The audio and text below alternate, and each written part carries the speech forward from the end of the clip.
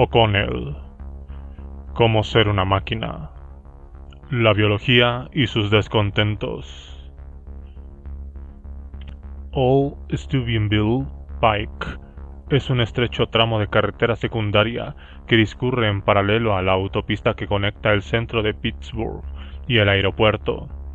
A una corta distancia, siguiendo esta ruta, hay un pequeño motel que lleva abandonado desde la década de 1950, con las ventanas rotas y las puertas de madera medio escondidas por una exuberante vegetación, como una especie de destartalado avatar de la cultura tradicional estadounidense, reclamado lenta pero inexorablemente por la naturaleza. Justo al lado se alza una casita de madera con un par de hamacas con lona colgadas en el porche.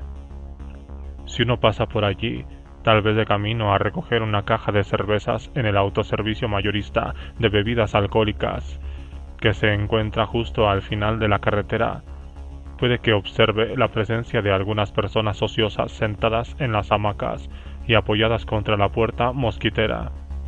Y si las observa, seguramente ni se le pasará por la cabeza nada de lo que están haciendo allí.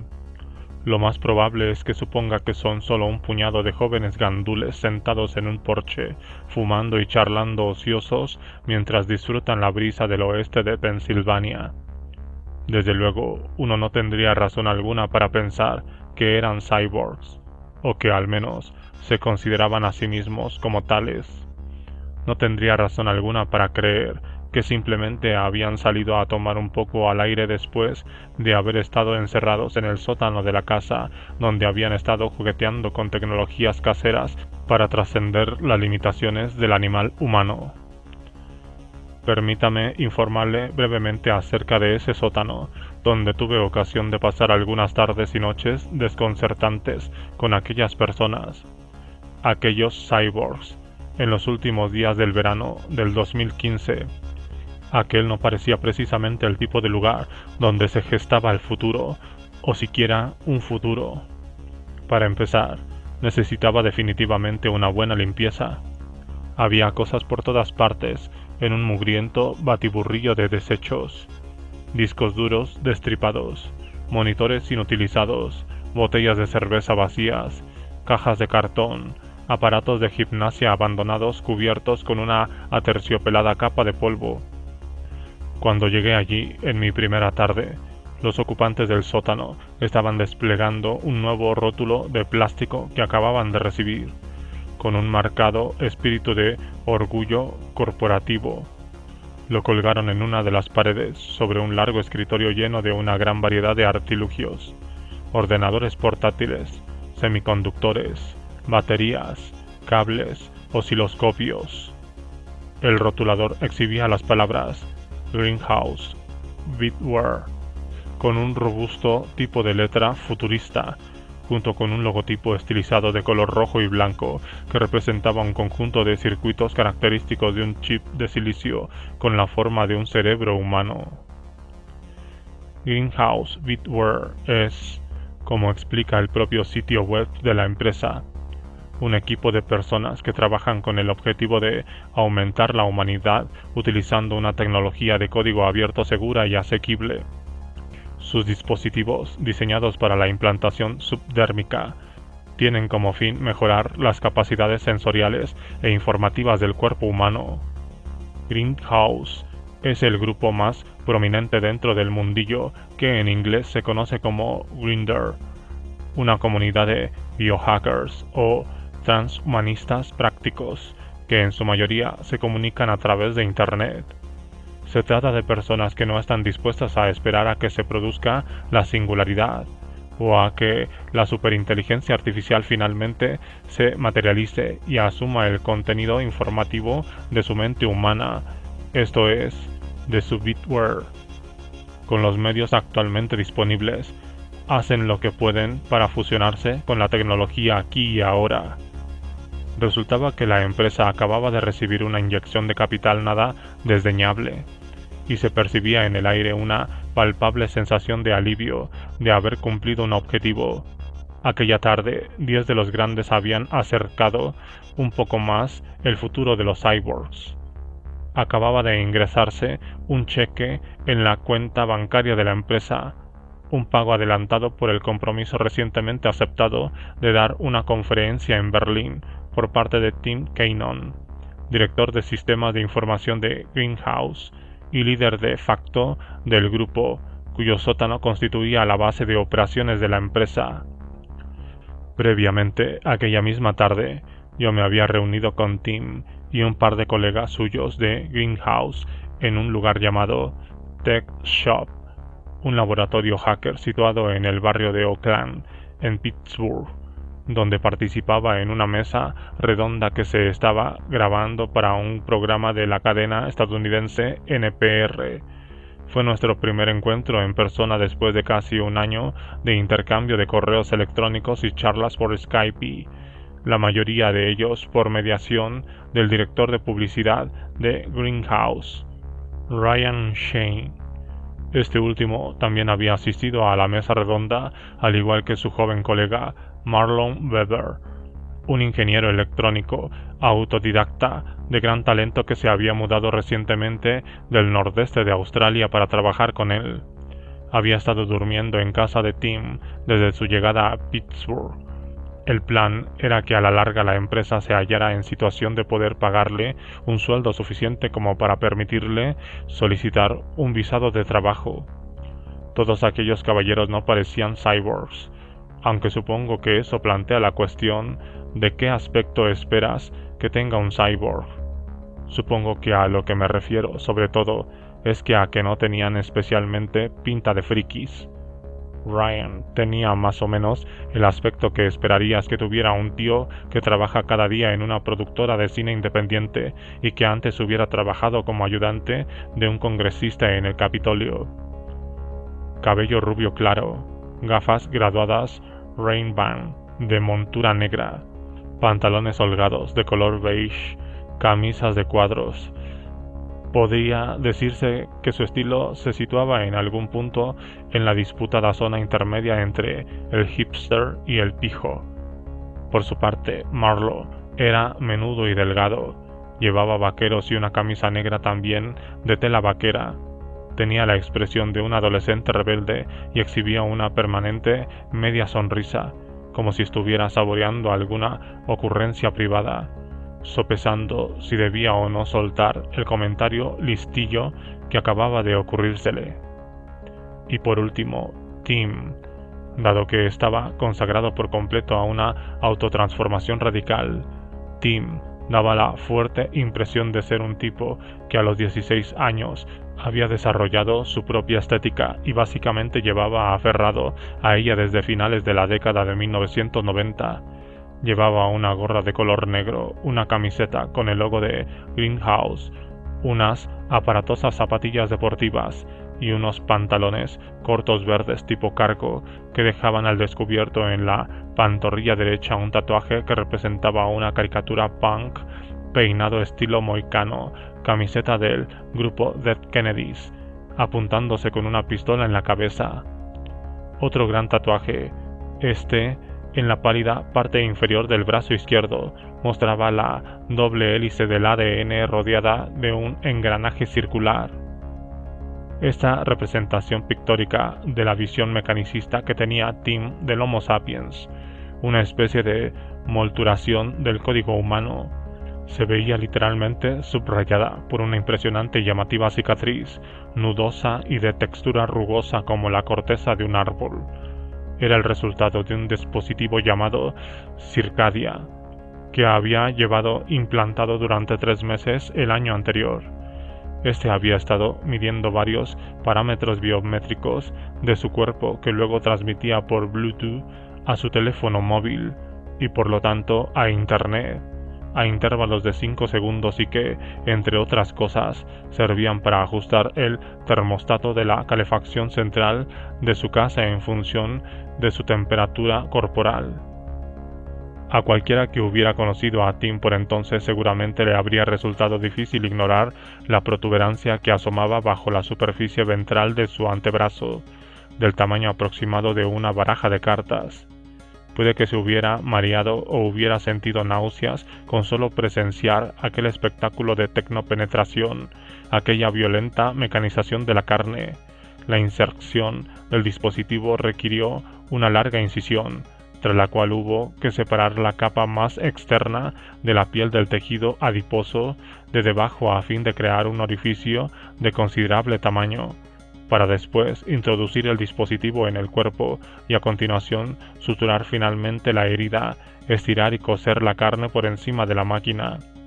Dado que ningún profesional de la medicina podía realizar tal procedimiento sin perder su licencia, toda la operación se llevó a cabo en Berlín por parte de un ingeniero de la carne, especializado en modificación corporal, y además se realizó de la forma que Tim llamaba a pelo, es decir, sin el beneficio de la anestesia.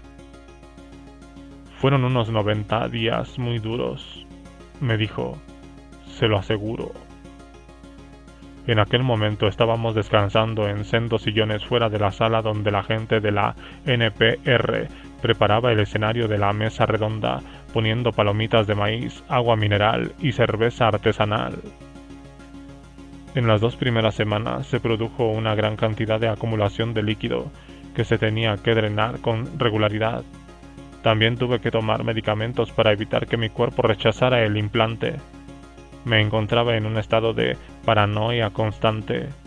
Sentía hormigueo en la cabeza y creía que era porque se me estaba envenenando el cerebro por culpa de alguna fuga de la batería al torrente sanguíneo o alguna mierda parecida. Entonces estornudaba y me decía, vaya, resulta que solo necesitaba estornudar. La gente le preguntaba por qué el Sicardia era tan grande, y él explicaba que era porque no había hecho ningún intento de miniaturizarlo. Aquella era una prueba conceptual, un experimento para determinar si la tecnología funcionaba como debía en el interior del cuerpo. Y en efecto, lo hacía. Dejando aparte el terror mortal de Tim, funcionaba de maravilla. Ahora estaban trabajando en una versión más novedosa y compacta, que requería una transgresión menos burda y gratuita de la membrana que separaba al ser humano de la máquina. Tim me habló de su agotadora rutina cotidiana, que incluía un trabajo diario como programador en una agencia de contratación de software y noches en el sótano trabajando en lo de Greenhouse. También tenía un hijo y una hija de 9 y 11 años respectivamente, por cuya custodia estaba enzarzado en una intensa y prolongada disputa legal con su expareja. Nada de todo eso le dejaba mucho tiempo para dormir, por lo que había implementado un sistema de sueño polifásico consistente en dar 2 cabezadas de 20 minutos durante el día y luego entrar en un modo apagado total durante 3 horas cada noche, generalmente entre la 1 y las 4 de la mañana. Todo era una mera cuestión de sistemas, me dijo, de entenderlos y manipularlos. El sistema de la jornada, el sistema del cuerpo, el sistema de la vida. Una mujer de mediana edad con sandalias y pantalones de talle alto se acercó a donde estábamos sentados. Tenía un rostro limpio y extrañamente pálido, y llevaba el cabello austeramente recogido hacia atrás. Se presentó como uno de los 2 interlocutores de Tim en la mesa redonda. Se llamaba Anne Bright. Era profesora en la Universidad de Carnegie Mellon y estaba profundamente involucrada en el denominado movimiento del yo cuantificado, cuyos seguidores utilizan la tecnología para rastrear y analizar datos sobre su vida cotidiana. Tim le dijo que él mismo había hecho sus pinitos en el movimiento, que recientemente se había comprado un dispositivo portátil que rastreaba todos y cada uno de sus movimientos y luego subía los datos a la nube para su posterior análisis. Afirmó que estaba bastante interesado en toda esa historia del yo cuantificado, pero que a la vez tenía sus reservas. En realidad se trata de recopilar la mayor cantidad de datos posibles sobre tu vida, le explicó ella, y descubrir cómo puedes usar esos datos para optimizarte como persona. Claro, respondió Tim. aunque a mí me gustaría eliminar por completo el término persona de la ecuación. La gente la caga tomando decisiones. Es como todo ese asunto del vehículo autónomo. La gente dice, hombre, no puedes quitar a los humanos del circuito, yo soy humano y soy un conductor increíble. Y yo digo, no tío, tú no eres un conductor increíble, eres un mono y los monos la han cagado tomando decisiones. Anne soltó una risita superficial.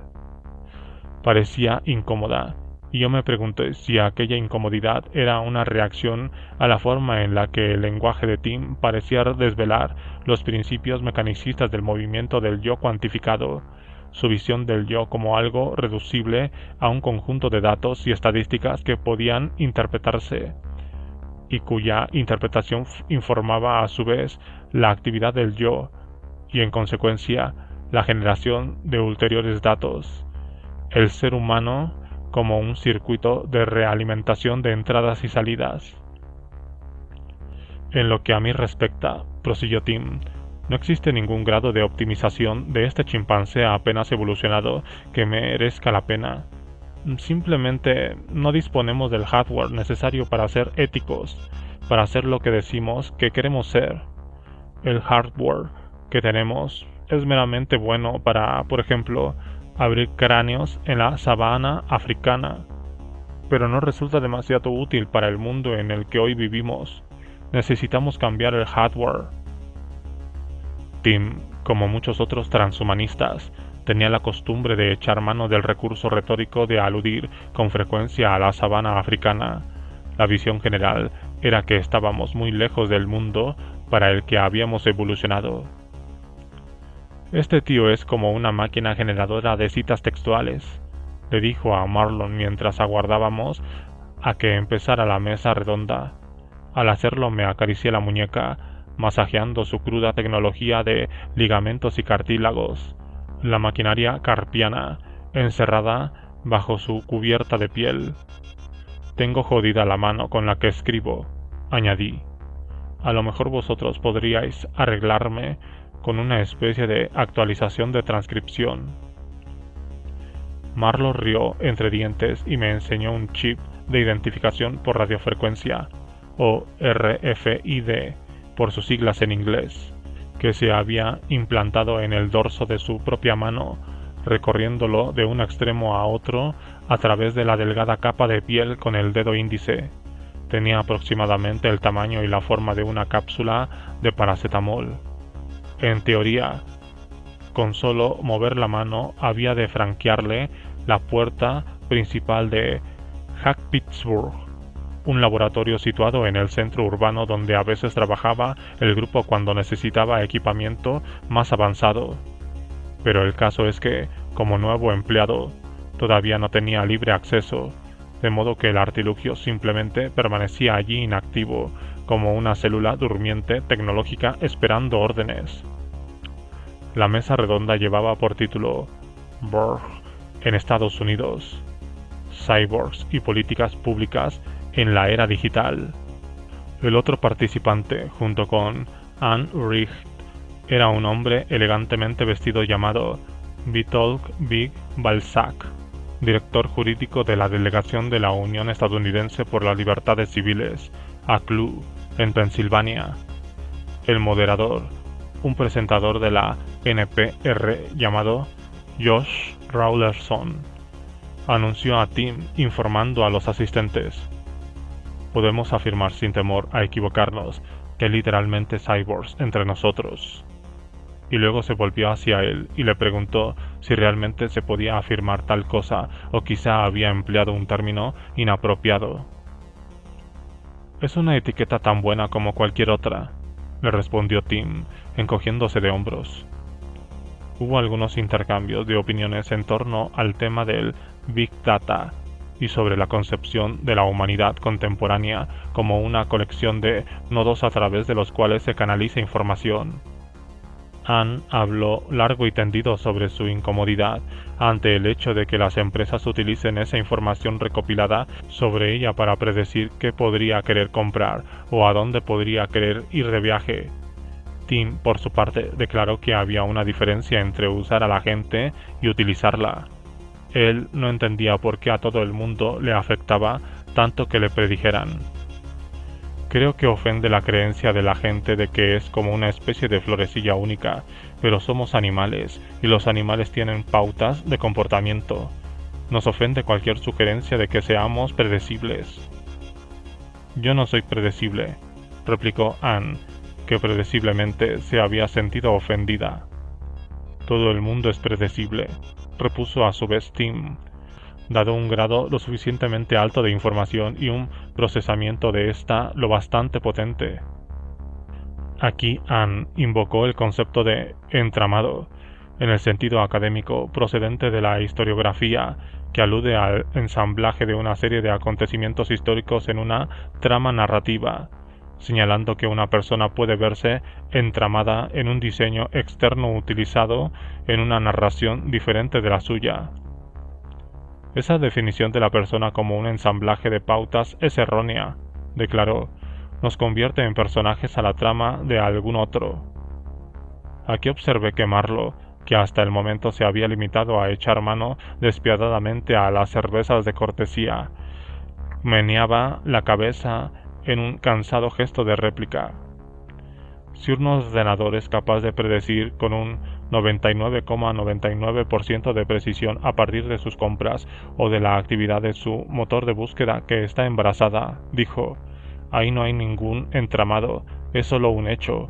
Somos mecanismos deterministas.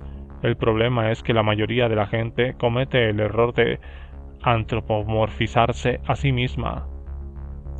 Este último aforismo lo dijo con voz lenta y vacilante, provocando risas más o menos en la mitad de las aproximadamente 50 personas presentes en la sala. Una risa sofocada, incómoda, una risa de sujetos inseguros. Nuestra necesidad de privacidad, añadió Tim, surge de nuestra primitiva naturaleza animal. Si tuviéramos cerebros más avanzados, no haríamos cosas que requirieran la pantalla de la privacidad. La solución, prosiguió, era entrar en el cerebro y destruir aquellos comportamientos residuales que ya no son útiles porque la evolución simplemente no se está produciendo lo bastante rápido. Me refiero a que nos estamos produciendo a un ritmo insostenible, devorando todos nuestros recursos. Nuestra libido está calibrada para la edad de hielo, donde 1 de cada 4 de nosotros moría al nacer y se llevaba a su madre consigo. Pero eso ya no es así, y sin embargo, todos los que estamos en esta sala estamos especialmente interesados en follar, ¿no es cierto? Hubo otro episodio de risas nerviosas. Josh Rawlerson sonrió incómodo a la audiencia y Ryan se agitó en su asiento. Bueno, espero que esto no sea en directo, comentó Tim. ¿Es en directo? Porque he dicho solo lo que me apetecía.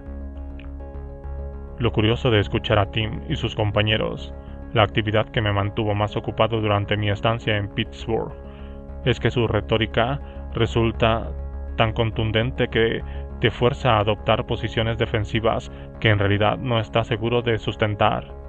En cierto sentido, todo su conjunto de valores es una extrapolación tan radical de la creencia clásica estadounidense en la superación personal que termina por eliminar por completo la idea del yo. Es el humanismo liberal llevado a los últimos y más fríos límites de sus propias implicaciones paradójicas.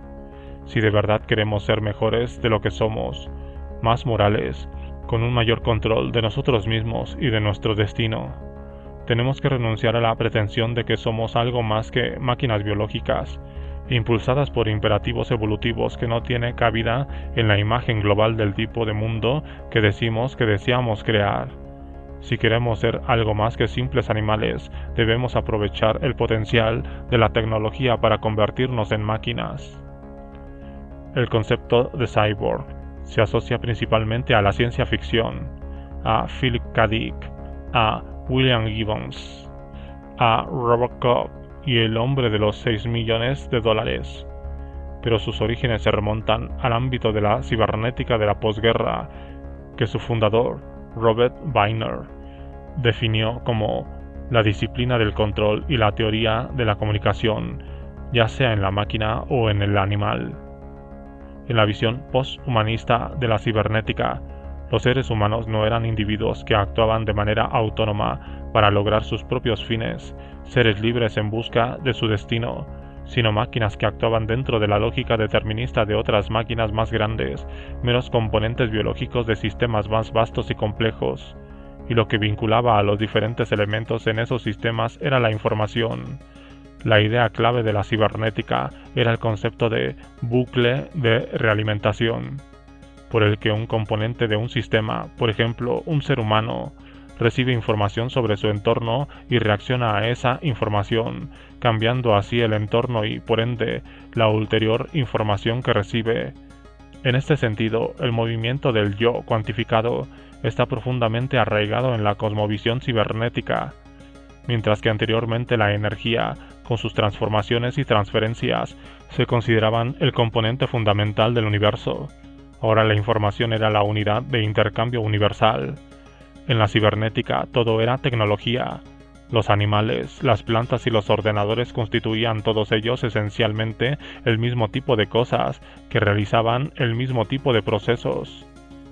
El término cyborg, de cyborg, acrónimo en inglés de Cybernetic Organisms, organismo cibernético, se utilizó por primera vez en 1960 en un artículo científico que lleva por título Cyborgs en el espacio, publicado en la revista Astronautics por el neurofisiólogo Manfred Clynes y el médico Nathan Kling. El artículo se inicia con la afirmación del todo razonable de que, por su propia constitución, el cuerpo humano resulta inadecuado para la exploración espacial, y a continuación pasa a sugerir que, en consecuencia, resultaría beneficioso integrar en los cuerpos de los astronautas tecnologías que les permitieran funcionar como sistemas autosuficientes en entornos extraterrestres hostiles, para definir un complejo organizado exógenamente ampliado que funcione inconscientemente como un sistema homeostático integrado. Escriben: proponemos el término cyborg. El cyborg incorpora deliberadamente componentes exógenos que amplían la función de control autorregulador del organismo para adaptarlo a nuevos entornos. Así surgió el cyborg como un fantasma de la Guerra Fría, como una intensificación onírica de los ideales de la eficiencia, autosuficiencia y dominio tecnológico del capitalismo estadounidense. Entre las diversas definiciones del cyborg, contradictorias y a la vez interrelacionadas, que ofrece Donna Haraway en su ensayo Un manifiesto cyborg, una lo describe como el terrible telos apocalíptico de las crecientes dominaciones de Occidente de la individuación abstracta, un yo último desligado al fin de toda dependencia, un hombre en el espacio. También constituía una especie de reduction ad absurdum de la visión mecanicista y militarista del cuerpo y el cerebro humanos. El cyborg era el humano no solo como mera máquina, sino específicamente como máquina de guerra, un cuerpo y una mente humanos en un bucle de realimentación simbiótica con los sistemas de información de la guerra moderna. Como cabría esperar, desde hace tiempo el gobierno estadounidense ha mostrado un especial interés en la idea de fusionar a humanos y máquinas con fines militares. En 1999, la DARPA comenzó a otorgar subvenciones para programas de investigación biohíbrida, cuyo objetivo era crear cruces entre criaturas y máquinas. Fue el mismo año en que dicho organismo creó su Oficina de Ciencias de la Defensa, DSO, por sus siglas en inglés, y contrató a un antiguo ejecutivo de McDonald's y especialista en capital riesgo, llamado Michel Goldblate, como director. Goldblate estaba convencido, como expresó en una entrevista, de que la próxima frontera estaba dentro de nosotros mismos y de que los seres humanos podían ser la primera especie en controlar la evolución. En The Pentagon's Brain, el cerebro del Pentágono, un libro que aprueba sin paliativos todo lo relacionado con la DARPA, Annie Jacobsen señala que Goldblate fue un pionero del transhumanismo de base militar, La idea de que el hombre puede y va a alterar la condición humana de manera fundamental, aumentando a los humanos con máquinas y otros medios. Los programas financiados por este organismo empezaron a producir varias quimeras propias de las peores pesadillas. Razas cuyos movimientos podían controlarse desde ordenadores portátiles a través de electrodos implantados en el prosencéfalo medio, o polillas con semiconductores implantados en la fase de pulpa a fin de que la tecnología se convirtiera en parte de su desarrollo adulto, al introducirse en la misma base del desarrollo del tejido metamórfico del insecto, escribe Jacobsen. Los científicos podían crear un cyborg gobernable, en parte insecto, en parte máquina. El término cibernética, acuñado por Weiner, tenía su origen en la palabra griega kubernan, que significa gobernar o pilotar un navío. Como director de la DSO, Goldblatt adoptó una postura más o menos sincera con respecto a la aspiración de crear híbridos humanos-máquina, supersoldados construidos para resistir y prosperar en las condiciones extremas del combate. En una declaración a sus administradores de programas realizada poco después de que la DARPA lo contratara, Goldblatt insistió en que disponer de soldados libres de limitaciones físicas, fisiológicas o cognitivas será clave para la supervivencia y el dominio operativo en el futuro. Entre las diversas áreas de experimentación abordadas se incluía vacunas contra el dolor, compuestos químicos que permitieran a los soldados heridos entrar en una especie de estado de animación suspendida hasta que llegara ayuda médica, y un programa de rendimiento constantemente asistido que tenía por objetivo crear un soldado 24/7, es decir, un soldado permanentemente activo que tuviera ventaja sobre los combatientes enemigos gracias al hecho de no necesitar dormir nunca. A finales del siglo, las interfaces cerebro-máquina se convirtieron en una importante área de interés para la DARPA, y hoy sigue constituyendo un importante objetivo de financiación.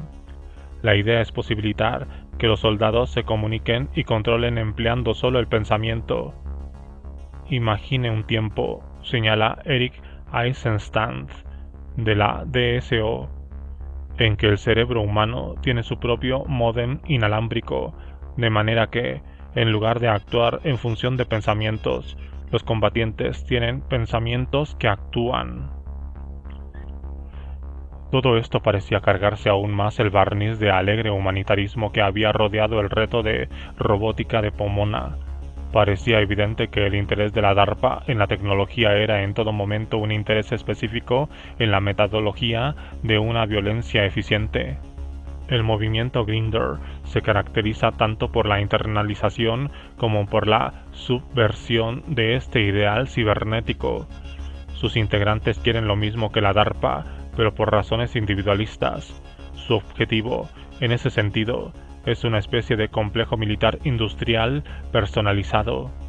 El principal problema de los cyborgs, señala Haraway, es que son los hijos ilegítimos del militarismo y el capitalismo patriarcal, por no hablar del socialismo de Estado. Pero los hijos ilegítimos suelen ser extremadamente infieles a sus orígenes. Al fin y al cabo, sus padres son prescindibles. Hay también un importante factor de espectáculo en este movimiento, la implantación de un gigantesco dispositivo de mediación biométrica en el brazo de Tim, por tomar un abultado ejemplo imposible de pasar por alto, tiene, aparte de otras razones, una gran dosis de gesto provocador. En ese sentido, un antecedente obvio del movimiento es la obra del artista de performance australiano Stellark, cuyo trabajo desde la década de 1970 ha ido cada vez más lejos a la hora de eliminar los límites entre la tecnología y la carne. Para realizar su obra Pink Body, se conectó electrodos a los músculos, permitiendo que los movimientos de su cuerpo fueran controlados por usuarios remotos a través de Internet. Air on Arm, un proyecto que inició en 2006, involucraba el uso de cultivos cerebrales y técnicas de reconstrucción quirúrgica para crear una oreja protésica en su antebrazo izquierdo. con la intención de conectar a Internet para que pudiera emplearse como un dispositivo de escucha remoto para personas situadas en lugares distantes. Todo el trabajo artístico de Sterlark es explícitamente transhumanista, una serie de gestos provocadores destinados a representar el cuerpo como una tecnología que necesita actualizarse para estar en sintonía con la era de la información, como expresó en una declaración en la que se hacía eco directamente de la invocación original del cyborg de Kleines and Klein. Es hora de cuestionar si un cuerpo bípedo que respira y está dotado de una visión binocular y un cerebro de 1400 centímetros cúbicos constituye una forma biológica adecuada. Este no puede hacer frente a la cantidad, complejidad y calidad de la información que ha acumulado. Se siente intimidado por la precisión, la velocidad y el poder de la tecnología, y está biológicamente mal equipado para hacer frente a su nuevo entorno extraterrestre. Para Sterlark, el cuerpo humano, ese pobre, desnudo y ahorquillado animal que somos, es una tecnología obsoleta. La carne es un formato muerto. ¿Qué implicaría para el lector concebirse a sí mismo, personalmente, como un cyborg? En cierto sentido, la idea del cyborg no es ni más ni menos que una determinada forma de concebir lo humano, una imagen peculiarmente moderna de la persona como un mecanismo de procesamiento de información. ¿Lleva gafas? ¿Se pone plantillas ortopédicas en los zapatos? ¿Lleva implantado un marcapasos en el corazón? ¿Tiene una extraña sensación de miembro fantasma cuando por alguna razón se le impide acceder a su teléfono móvil, cuando se queda sin batería o se le rompe la pantalla o se lo deja olvidado en otra chaqueta, de modo que no puede acceder a una u otra información crucial o no puede navegar por medio del GPS, incapaz de triangular su ubicación utilizando un satélite que orbita alrededor de la Tierra, y debido a ello se siente perdido? ¿Acaso esa pérdida o ese sentimiento de sufrirla no implica un fallo en el complejo organizado exógenamente ampliado de su cuerpo y sus tecnologías complementarias, un fallo en ese sistema homeostático integrado que es usted? Si un cyborg es un cuerpo humano aumentado y ampliado por la tecnología, ¿acaso no es eso lo que ya somos básicamente de todos modos? ¿No somos, como se dice en el mundillo de la filosofía, ya constantemente cyborgs? Todas estas no son preguntas retóricas, estoy planteándolas muy en serio. En mi segundo día en Pittsburgh, me quedé una tarde libre antes de coger un taxi para dirigirme a casa de Tim, a fin de reunirme de nuevo con el grupo. Así que dejé mi hotel en el centro de la ciudad y caminé en dirección hacia el río, siguiendo en la pantalla de mi teléfono móvil el círculo azul intermitente que representaba la ubicación de mi cuerpo en el espacio a medida que avanzaba a través de la cuadriculada de calles. En el sótano de un museo dedicado a la obra de uno de los habitantes más famosos de la ciudad, Andy Warhol, vi un cartel que mostraba una imagen en blanco y negro del artista en cuclillas sobre una tela de serigrafía, debajo de la cual aparecía impresa una frase suya: "La razón por la que pinto así es porque quiero ser una máquina". Más tarde, mientras me entretenía en la tienda de regalos, que en este museo en concreto parecía ser el punto más importante en mayor medida de lo que ya sucedía habitualmente en todos, cogí de un estante una edición de bolsillo del guión de la película Yo disparé a Andy Warhol, en la que Lili Taylor interpreta a Valeria Solanas, la escritora y ex trabajadora sexual que intentó asesinar a Warhol en 1968. En la contracubierta del libro se reproducía íntegro el texto absolutamente demencial e inquietantemente revelador del Manifiesto Scum de Solanas. Le eché una ojeada y una frase atrajo mi atención: llamar animal a un hombre es adularlo. En realidad es una máquina, un consolador andante. Volví a colocar el libro en el estante y, ni adulado ni herido, salí del museo y volví a cruzar el río. La gente simplemente tiene la costumbre de atribuirse demasiado mérito a sí misma, sentenció Tim. Las aspas de un ventilador de techo giraban lentamente sobre nuestras cabezas y, a través de la puerta mosquitera de la cocina de Tim, se oía el concierto nocturno de las cigarras, los chasquidos y zumbidos de innumerables máquinas conectadas a sistemas de la noche. Tim prosiguió.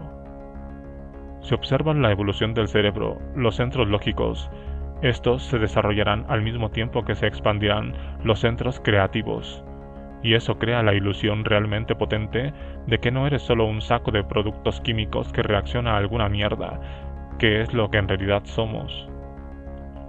Tim estaba recostado con la espalda apoyada en el fregadero que había junto a la ventana de la cocina, y en la pared que había detrás de su cabeza aparecían escritas con una recargada caligrafía las palabras: vive bien, ama mucho, ríe a menudo.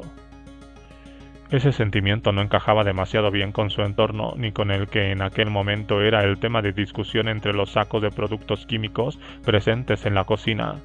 Supuse que aquella floritura de decoración interior era obra de la novia de Tim, Daniele, una mujer a la vez alegre y reservada que trabajaba como desarrolladora web para la Fundación Cultural de Pittsburgh. Daniele no tenía ninguna aspiración transhumanista en especial, pero sí se mostraba abierta a la posibilidad de hacerse un implante en algún momento. Puede que más o menos por aquí, me dijo, señalándose la cadera, donde no sería muy visible. Tras 8 años viviendo con Tim, se había adaptado a lo extraño de su trabajo y de su estilo de vida, hasta el extremo de asumir también su visión futurista. Ella le apoyó cuando él decidió que quería hacer un cyborg y cuando le anunció que, tan pronto como se dispusiera de tal procedimiento, tenía la intención de hacerse amputar un brazo y reemplazarlo por una prótesis tecnológicamente superior. Iba en el coche cuando se lo soltó. En el momento en que empezaran a fabricarse prótesis que fueran superiores a sus miembros naturales, le dijo, él no tendría la menor aversión sentimental a hacerse estirpar esos miembros y reemplazarlos por la tecnología más avanzada. Ella se mostró sorprendida, incluso se horrorizó en un primer momento, pero luego se fue haciendo a la idea.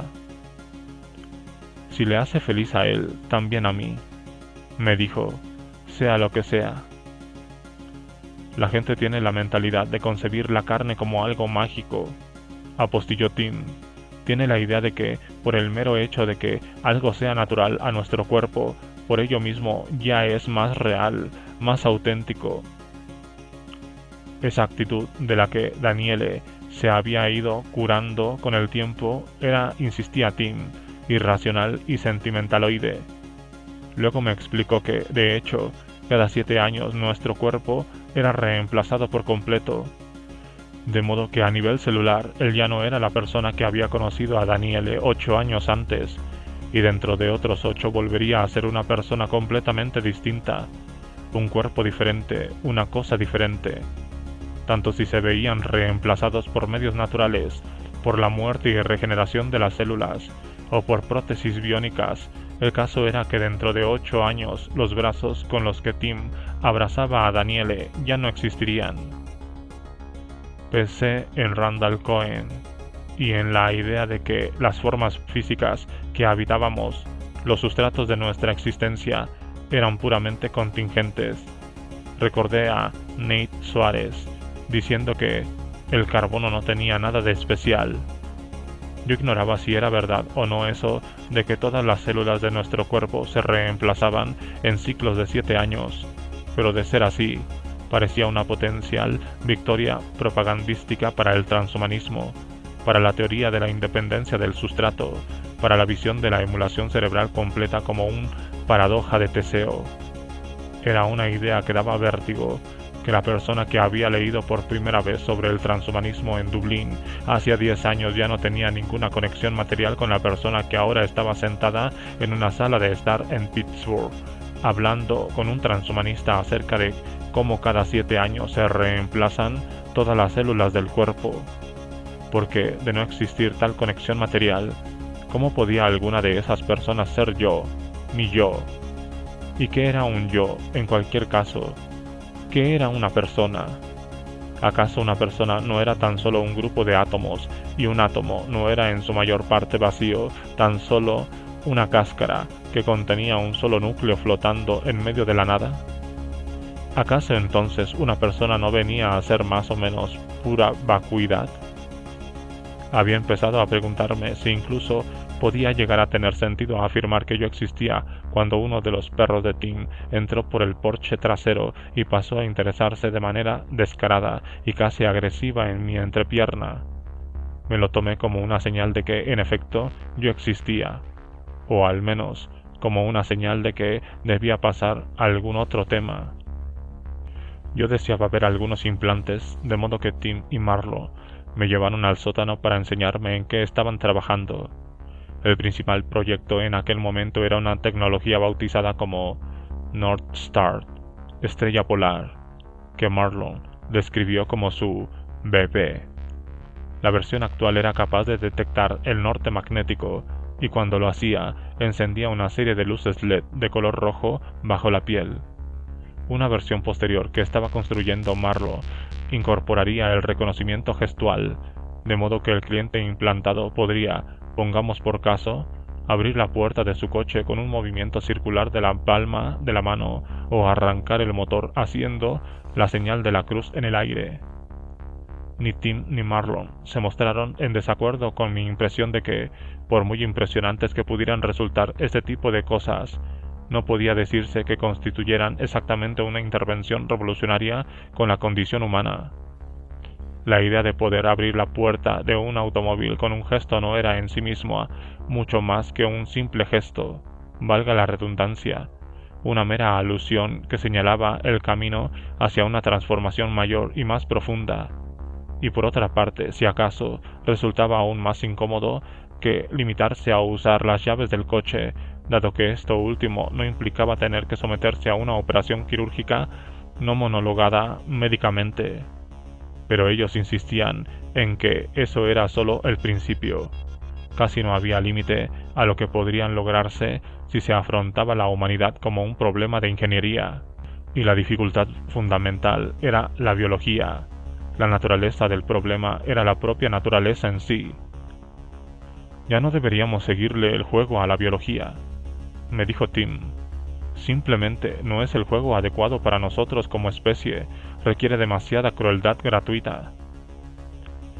Estaba sentado descalzo y con las piernas cruzadas en una silla de oficina, dando caladas a un cigarrillo electrónico modificado, mientras su rostro se veía ensombrecido de vez en cuando por las grandes nubes de vapor en forma de hongo con aroma a caramelo que emanaban de su boca abierta. La gente cree que soy de esa clase de tío que de verdad desprecia la naturaleza, añadió, y los cristales de sus gafas lanzaron un destello al reflejar la luz halógena del sótano. Pero no es verdad. Marlo, que estaba jugueteando con unos circuitos integrados en el otro extremo de la habitación, se dio un cuarto de vuelta en su silla ergonómica. Para ser justos, colega, precisó, das bastante la impresión de ser un tío que desprecia la naturaleza. No la desprecio, replicó Tim, soltando una risita indulgente. Solo señalo sus limitaciones. La gente quiere seguir siendo los monos que son. No les gusta reconocer que sus cerebros no les dan una imagen completa, no les permiten tomar decisiones racionales. Creen que tienen el control, pero no lo tienen. Tim sabía lo que significaba no tener el control. Sabía lo que significaba experimentarse a sí mismo como una máquina de deseos, un conductor en un circuito de necesidad y satisfacción. Cuando dejó el instituto, se alistó en el ejército. Eso fue antes del 11S y del gran auge de la industria bélica estadounidense que se produjo a raíz de ello, por lo que nunca llegó a estar desplegado en el extranjero. Cuando dejó el ejército empezó a beber en exceso y, según me explicó, entre los 20 y los 30 años fue un auténtico desastre, un juguete impotente de sistemas implacables que actuaba tanto dentro como fuera de él. Se despertaba por la mañana y se decía a sí mismo que aquel día no iba a beber. Y lo decía en serio, afirmó, pero al final se acababa imponiendo el ansia de beber, los espasmos físicos del deseo, y apenas le quedaba otra opción que seguir las órdenes de las sustancias químicas de su cerebro. El acto de beber nunca era el resultado de una decisión tanto como de su sometimiento a una fuerza mucho mayor que su propia determinación, y nunca sabía qué parte de la ecuación era realmente él, la necesidad o la resistencia, la voz en su cabeza que insistía en que ese día no podía beber, o las convulsiones de su cuerpo que insistían en que debía hacerlo. Además, era un borracho agresivo, inestable, mezquino, inconscientemente impulsado por la rabia y el desprecio hacia sí mismo. Sus años de adolescencia en la escena punk de Pittsburgh, sus años como soldado, todo había contribuido a lo que él denominaba su facilidad para liarse a puñetazos. Reconocía que aquel era un importante defecto de su carácter, pero le sabía a gloria derrotar a otro hombre tan solo con sus manos. Aún ahora, me dijo, todas las peleas en las que se metía acababan siendo dignas de recordar y de lamentar. Me explicó que cierto día se despertó en el hospital y se enteró de que había intentado suicidarse, pero él no recordaba nada de lo que había sucedido. Literalmente no sabía lo que hacía. Mientras tanto se había convertido en padre de 2 niños pequeños y su relación con la madre se había vuelto amarga, fría y venenosa. Ya no tenía el control de sí mismo. Tras el intento de suicidio y después de salir del hospital, entró en Alcohólicos Anónimos y renunció por completo a la ilusión del libre albedrío. Pese a ser ateo y según se le exigía, defrió todo lo que él era a un supuesto poder superior, en cuya difusión existía, se obligó a creer, aunque en realidad nunca llegó a creerlo de verdad. Y ese sistema, ese mecanismo, funcionó. Desde hace 7 años no había vuelto a beber. Cuando Tim hablaba del cuerpo, cuando hablaba de los humanos como monos o como mecanismos deterministas, hablaba en términos generales, pero también me pareció evidente que hablaba en concreto de sí mismo, de su adicción y su superación. Dejar de ser un adicto marcó el comienzo de un viaje que en algún momento, antes o después, daría como resultado que también dejara de ser humano y dejaría de estar sometido a aquellos impulsos y debilidades propios de los animales. En enero de 2011 coincidió en una charla a través de internet con una joven inglesa que se hacía llamar Lev Anonym. La charla llevaba por título Cibernética para las masas, y Lev hablaba de sus experimentos de bricolaje casero para ampliar sus propios sentidos, insertándose imanes y otros dispositivos bajo la piel, dado que no había podido conseguir la ayuda de ningún profesional de la medicina. Había realizado aquellas intervenciones por sí misma y en su propia casa, esterilizando su equipo. Peladores de verduras, escalpelos, agujas, con vodka. Había consultado algunos manuales básicos de anatomía para asegurarse de no dañar ningún nervio o vaso sanguíneo importante, y luego se había puesto manos a la obra para biohackear su cuerpo, es decir, para convertirse en una máquina. Lev estaba un poco loca, me dijo Tim, pero los tenía bien puestos.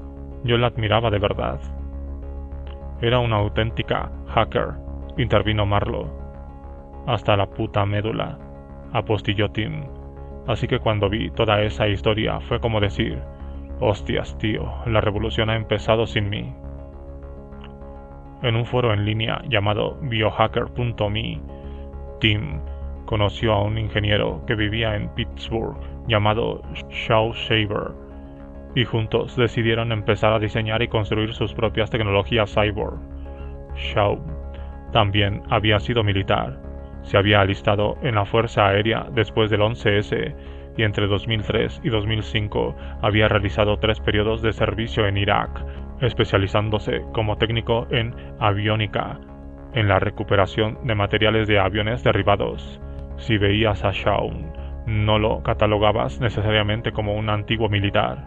El día que lo conocí en el sótano de Tim, llevaba una cazadora de tweeds de coderas de terciopelo y exhibía un extravagante bigote rubio encerado en ambos extremos formando una exuberante espiral. Si algo parecía, era uno de esos elegantes villanos característicos de la literatura infantil de la Inglaterra victoriana. Cuando no estaba trabajando en el porvenir cyborg, Shaw hacía de barbero en Pittsburgh. Con los años había pasado por el que él denominaba una lista de ocupaciones pendientes a las que dedicarse antes de morir, y en la que hasta el momento había tachado ya ámbitos tan diversos como el ejército, la extinción de incendios, la ingeniería electrónica y la peluquería de caballeros. El día de nuestro encuentro, Tim y Shawn hablaron acerca de cómo el entrenamiento militar básico implica la eliminación violenta de tu idea de ti mismo como individuo y de cómo, de una manera distinta, en Alcohólicos Anónimos, se te exige una desintegración de la personalidad, un abandono del yo. Yo sugerí que todo eso parecía haber influido en la visión que tenía Tim de lo que implicaba o no ser una persona, su radical y literal reconfiguración de sí mismo. Este último entendió mi punto de vista, pero pese a toda su retórica sobre los humanos como mecanismos predecibles y deterministas, parecía reaccionar a aceptar una interpretación tan determinista de su propia vida. Era un viernes por la noche, y el grupo acababa de terminar su reunión semanal donde todos, incluidos los miembros que integraban el equipo de todo el país y uno o dos que vivían en el extranjero, se sentaban en la sala de estar de Tim y hablaban acerca de aquello en lo que habían estado trabajando. Un puñado de nosotros estábamos en el porche trasero de Tim, disfrutando las vistas del motel abandonado y bebiendo botellas de una especie de horrible cerveza elaborada a base de bayas. La conversación giraba en torno a un tipo llamado Ben Engel, un joven biohacker de Utah, al que algunos de los integrantes de Greenhouse habían conocido recientemente en un evento Grindr celebrado en Bakersfield, California. Engel había construido un artilugio con Bluetooth incorporado que emitía ondas sonoras en el oído interno a través de los huesos del cráneo. El dispositivo se activaba con un imán implantado en el dedo y en teoría traducía datos descargados de Internet en ondas de audio comprimidas, que él mismo estaba aprendiendo a interpretar utilizando una técnica denominada sustitución sensorial. Se había puesto en contacto con Greenhouse antes de llevar a cabo su plan, y ellos habían tratado de disuadirlo de que lo hiciera, debido a la probabilidad de que lo matara. Básicamente había montado algo frankensteiniano, combinando un montón de mierda, me dijo Justin Worst, un ingeniero de Greenhouse, a quien Engel había enseñado el dispositivo. Un cargador de cepillo de dientes eléctrico, un par de piezas de teléfono móvil. El cachorro es grande de cojones. En aquel momento estaban intentando convencerle de que renunciara a su dispositivo de conducción craneal y en su lugar utilizara la tecnología de Greenhouse. Nos inquieta de verdad la posibilidad de que el implante filtre algo al cerebro. No sería bueno para el movimiento que este tío se suicidara, declaró Tim, que a continuación regresó a la cocina y descendió a la penumbra del sótano. Uno de sus perros, un terrier llamado Johnny, trotó hacia el porche y empezó a mostrar un educado interés en la parte inferior de mis piernas. Observé que le faltaba una pata. ¿Qué le pasó a la pata de Johnny?, pregunté. La atropelló un coche, respondió Olivia Webb, responsable de las pruebas de seguridad del grupo. Era la última noche de Olivia en la empresa. Después de varios años en Pittsburgh, estaba a punto de trasladarse a Seattle para asumir un nuevo puesto de trabajo. Y luego se comió la pata, añadió Justin. Tim y Daniel se despertaron una mañana y vieron que había estado mordiéndosela durante toda la noche, de modo que tuvieron que llevarlo a que se la amputaran. Mientras daba cuenta con aire pensativo de una bolsa de patatas fritas, Ryan preguntó si una vez que los humanos lográramos empezar a fusionarnos con las máquinas, también podríamos hacer extensiva la misma atención a nuestras mascotas. ¿Sería ético? inquirió. ¿O simplemente deberíamos dejar que vivan sus miserables vidas biológicas y luego mueran? De todas maneras ya estamos haciendo cosas sin su consentimiento, repuso Olivia. Ningún perro va a decir nunca, por favor, córtame las pelotas, pero lo hacemos de todos modos para mejorarlos. Es decir, que a Johnny le va bien con sus 3 patas, pero ¿y si tuviera una 4ª pata biónica? Johnny consumió eficazmente los pocos fragmentos restantes de patatas fritas que habían caído de la bolsa de Ryan, y luego se dirigió a la cocina con un galope irregular, como en una especie de reproche pasivo-agresivo de cualquier sugerencia en ese sentido. Cuanto más tiempo pasaba con la gente de Greenhouse, más evidente me resultaba que su objetivo último no era la mejora del cuerpo humano en sí misma. Esto es, no les interesaba especialmente el grado marginal, y añadiría yo, extremadamente discutible, en el que nuestra vida humana podía hacerse más cómoda si tuviéramos, pongamos por caso, un implante subdérmico que se encendiera o vibrara cada vez que nos acercáramos al norte magnético. Es verdad que se sentían frustrados por las limitaciones del cuerpo y querían aminorar dichas limitaciones mediante la tecnología. Tim, por ejemplo, decía que cuando se hizo implantar por primera vez electroimanes en las yemas de los dedos para poder percibir los campos magnéticos, no puede decirse que de la noche a la mañana se sintiera entusiasmado con sus reciente ampliadas capacidades sensoriales, como la mayoría de la gente daba por supuesto que le había ocurrido. Lo que sentí, explicó, es que estaba aterrorizado. Tenía la sensación de que aquellas cosas, los campos magnéticos, están por todas partes y no podemos ver una mierda. Estamos ciegos de cojones. Exactamente, apostilló Marlowe. Ni siquiera podemos ver los rayos X. Quiero decir, es bastante patético, ¿no? En lo que sí estaban interesados, básicamente, era en algo mucho más extraño, mucho menos identificable que el mero aumento de nuestras capacidades humanas. Lo que les interesaba era una liberación definitiva que a mí me resultaba difícil concebir como algo más que una aniquilación. Estaba sentado en el sótano con Tim, Marlon y Justin, mientras ellos trabajaban en el nuevo implante North Star.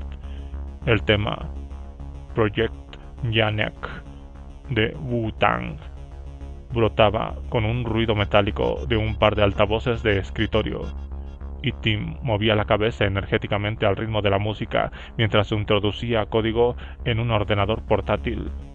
Yo cabalgaba de manera bastante incómoda sobre un asiento en forma de silla de montar de un aparato de gimnasia. Sin dirigirme a nadie en concreto, entre todos los presentes en general, pregunté: Entonces, ¿cuál es el objetivo último? ¿Qué es lo que queréis conseguir a largo plazo, tíos? Marlowe se volvió hacia mí, sujetando delicadamente un soldador de hierro en la mano, y me dijo que, hablando a título estrictamente personal, su propósito era ocupar todo el universo. Él, en concreto, me explicó, quería convertirse en un ser de un poder y conocimiento tan inimaginablemente vastos que literalmente no quedará nada fuera de su alcance, que toda la existencia, todo el espacio y el tiempo fuera consustancial al ser anteriormente conocido como Marlon Weber. Yo le dije que haría bien en no poner eso en su formulario de solicitud de visado de trabajo en Estados Unidos. Él se echó a reír, pero de un modo que me dio la impresión de que, igual, hasta aquel momento no lo había considerado un asunto risible. Puede que de hecho estuviera bromeando. Como ya he dicho, exhibía perpetuamente la expresión de alguien que está disfrutando un chiste privado consigo mismo. Y personalmente me pareció que había cierto atractivo absurdo en la medida que aquella ambición personal de asimilar todo el universo dentro de sí parecía estar reñida con la pausada precisión de su cansino acento australiano, sus afables y vagamente distantes vibraciones, pero no me dio la impresión de que no estuviera siendo sincero. Me parece que te estás quedando conmigo, le dije. No me estoy quedando contigo lo más mínimo, colega, replicó Marlon. No se está quedando contigo, me aseguró Tim. Entonces, ¿Cuál es tu objetivo último? Le pregunté a este último. ¿También quieres ocupar todo el universo? Para mí, respondió, el objetivo último es que toda la población de la humanidad, menos un puñado de desgraciados, básicamente, vuelen al espacio. Mi meta personal es explorar el universo de forma pacífica y apasionada por toda la eternidad. Y sé, con toda la puta certeza, que con este cuerpo no voy a hacerlo. Pero entonces, ¿qué serías? Le pregunté. ¿Y eso seguirías siendo tú? Tim me dijo que se imaginaba a sí mismo como un sistema interconectado de nodos en búsqueda de información, viajando en arcos cada vez más amplios por todo el universo, compartiendo inteligencia a través de la inmensidad, aprendiendo, experimentando, recopilando. Y se atrevía a aventurar, añadió, que ese sistema inimaginablemente expansivo no sería menos él que el conjunto de carne y hueso de 1,80 m de estatura que resultaba ser su forma actual. Yo iba a decir que todo aquello parecía tremendamente caro. Quería preguntar quién iba a pagarlo, pero me lo pensé mejor, de la misma manera en que podrías pensártelo mejor antes de hacer un chiste sobre los principios religiosos de una persona después de que ésta se haya tomado la molestia de explicártelos. Y en aquel momento me pareció evidente que estábamos invadiendo el territorio tradicional de las creencias religiosas, una irrupción que, en mi opinión, caracterizaba muchas de las conversaciones que había tenido tanto con Tim como con otros transhumanistas. Mi última tarde allí, Tim y yo estábamos descansando en el conjunto de sofás dispuestos en forma de L que tenía en la sala de estar hablando del futuro, cuando Johnny saltó a mi lado, se subió a mi regazo y empezó a lamerme en un frenético arrebato de afecto sin motivo alguno. Sentí el húmedo aliento del animal en la cara y en la boca, el resbaladizo calor de su lengua en la nariz, y me esforcé por parecer más complacido por aquella atención de lo que realmente me sentía. Entonces nos pusimos a hablar de la cuestión de si nosotros éramos nuestros cuerpos y si Johnny, en consecuencia, de algún modo existía menos, se veía disminuido de alguna otra forma que no fuera la meramente física, por el hecho de haber perdido una parte de su cuerpo. Yo no estaba muy seguro de lo que creía al respecto, pero dije que a mí me parecía que la encarnación era un elemento irreductible e incuantificable de la existencia, que nosotros éramos humanos y el perro era el perro, solo en la medida en que éramos nuestros propios cuerpos.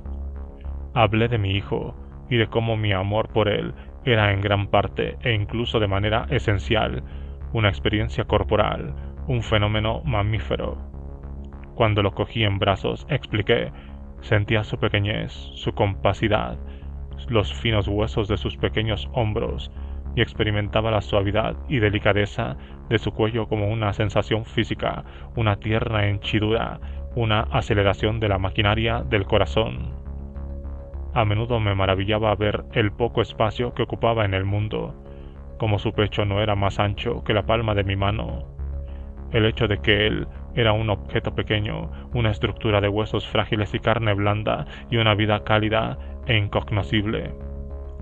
Y era eso lo que constituía mi amor, mi ansiedad y afecto animal por él, por la pequeña bestia que era. Le pregunté a Tim por sus propios hijos, ya que en los últimos días me había hablado en un par de ocasiones de su amor por ellos, y él volvió a explicarme que vivía para ellos, que su aparición en su vida lo habían salvado de sí mismo, y estuvo de acuerdo en que, en efecto, también él albergaba esos sentimientos, esos afectos y temores animales. ¿Qué piensan tus hijos de que quieres convertirte en una máquina?, le pregunté. ¿Qué piensan de los implantes? El rostro de Tim se convirtió en una máscara inexpresiva fruto de una intensa concentración, mientras rellenaba un cigarrillo electrónico con un jugo casero que le había preparado la noche antes un nuevo ayudante en prácticas. Me pregunté si no habría oído la pregunta, o si quizá tenía la intención de ignorarla. Miré sus brazos pálidos y delgados e intenté leer la arcana historia de su piel. Los tatuajes, las heridas del implante, la guinda de las desfiguraciones. Mis hijos entienden lo que hago, me respondió con franqueza, todavía insistentemente concentrado en el cigarrillo electrónico. Están completamente metidos en ello. Mi hija tiene 11 años. Hace poco me dijo: papá, no me importa que te conviertas en un robot, pero tienes que conservar tu cara. Yo no quiero que te cambies la cara. Personalmente no tengo ningún apego sentimental a mi cara, como tampoco tengo un apego sentimental a ninguna otra parte de mi cuerpo. Podría parecerme al Marx Rover y me importaría una mierda, pero supongo que ella está bastante apegada a mi cara. Dio una larga calada del jugo y luego exhaló el vapor con fuerza. Un penacho ondulante de pura blancura oscureció momentáneamente aquel rostro al que no tenía ningún apego sentimental, los ojos oscuros y ligeramente rasgados, los orificios nasales fanáticamente ensanchados en un hombre orgulloso y extrañamente ambicioso. Me explicó lo genial que se portaba Daniel con los niños, que era como una madre para ellos. Me dijo que ella quería tener también sus propios hijos, y lo difícil que le había resultado a aceptar su negativa a volver a ser padre, la insistencia de él en no seguir formando parte del problema. Y a continuación expresó un sentimiento que me pareció esencialmente religioso, tanto en su sentido como en su expresión. Estoy aquí atrapado, me dijo, inclinando la cabeza en dirección hacia el pecho, hacia las piernas que tenía dobladas bajo el cuerpo en una postura yógica en el sofá. Estoy atrapado en este cuerpo. Yo le sugerí que eso le hacía parecer uno de aquellos heresiarcas gnósticos del siglo II de nuestra era. Tim meneó la cabeza con expresión paciente. Pero eso no es solo una idea religiosa, hombre. Pregúntale a cualquier transgénero. Te dirá que está atrapado en el cuerpo equivocado. Solo que yo estoy atrapado en el cuerpo equivocado simplemente porque estoy atrapado en un cuerpo. Todos los cuerpos son el cuerpo equivocado. Me pareció que nos acercábamos a la paradoja central del transhumanismo, el horizonte de sucesos donde el racionalismo ilustrado, llevado a su extremo más radical, desaparecía en la materia oscura de la fe. Por más injusto que pudiera resultar aquel callejón sin salida, cuanto más negaba Tim cualquier conexión entre su propio pensamiento y los misterios de la religión, más religioso parecía. Pero tal vez no era tanto que el transhumanismo fuera un movimiento cuasi religioso como que apuntaba a las contradicciones y frustraciones humanas fundamentales que tradicionalmente habían sido patrimonio exclusivo de la fe. Experimentarse a sí mismo como encarcelado dentro del cuerpo, con sus fragilidades y su inexorable finitud, atado a un animal moribundo, como dijera Yeats, era una condición fundamental del ser humano. En cierta medida formaba parte de la propia naturaleza de tener un cuerpo, querer salir de él. Hoy, escribía D. H. Lawrence, el hombre percibe como algo milagroso la ciencia y la maquinaria, la radio, los aviones, los grandes barcos, los zeppelins, el gas venenoso, la seda artificial. Todas esas cosas alimentan la percepción que el hombre tiene de lo milagroso como antaño hiciera la magia. Y al igual que la ciencia satisfacía cada vez más la necesidad humana de misterio, de sobrecogimiento cósmico, de manera similar, el anhelo de una promesa de redención se había convertido en el legado de la tecnología. Aunque no lo hubiera expresado en esos términos, este era, en última instancia, el mensaje de Tim, el mensaje del cyborg, que a la larga seríamos redimidos de nuestra naturaleza humana, de nuestro yo animal, y que lo único que teníamos que hacer para obtener esa redención era permitir que la tecnología entrara en nuestros cuerpos mortales, alcanzando así la comunión con las máquinas, la absolución final de nosotros mismos.